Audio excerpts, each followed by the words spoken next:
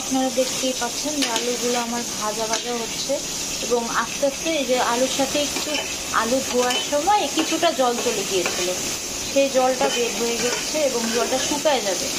আর শুকানো শুরু হবে যখন, তখনই তেলের মধ্যে খুব ভালো করে আলুগুলো ভাজি হয়ে যাবে। আসলে আমরা কখনো বেশি তেল দিয়ে আলু ভাজি করি না। কালকে আমার বাসায় মেহমান এসেছিলো, তাদেরকে আমি লুচি ভাজি করে দিয়েছিলাম। তো ওই লুচি ভাজার যে তেলটা রয়ে গেল, সেটা আবার অন্য পাত্রে না ঢেলে ওইটার মধ্যে আলুটা দিয়েছি এবং ভাজাভাজির কাজটা এখানেই সেরে দিয়েছি খুব অল্প পরিমাণে। আর সাথে এই যে পেঁপে সিদ্ধ করতেছি, পেঁপে সিদ্ধ হচ্ছে, আমরা পেঁপে ভর্তা খাবো সকালবেলা। এই সিম্পল আয়োজন। আর আজকে তো ঈদের দিন, তো দোকানপাট সব বন্ধ। আর কালকেও কোনো একটা কারণে হয়তো সবজিটা ম্যানেজ করা হয়নি, এই জন্য করে সবজি কম, তাই আজকে মেনুটাও সিম্পল।